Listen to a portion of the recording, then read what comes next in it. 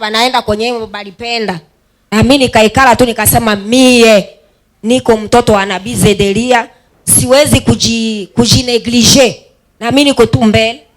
Nilikuwa kuona batu yangu bote bananirudia. Nikasema jina la Bwana libarikiwe sana. Balikuwa bananikritikia kwa hali ya juu. Haule hakuna.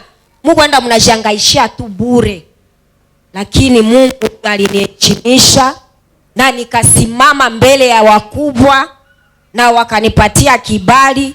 Nasema jina la Bwana libarikiwe sana. Papa, mimi nakushukuru kwa sababu uko Mungu, unatosha, unaenea katika maisha yangu. Hapana, mimi siko Mungu, niko nabii wa Mungu. Roho Mtakatifu anatengeneza pesa katika Roho Mtakatifu anatengeneza huyu mambo yake ende sawa. Nilitakupa pesa, Mungu ananiambia tena nikupatia pesa, ukapata kilaka ya benki, ukashindwa kwa mkanisa, ukafa demwa. Aukumbuke wewe.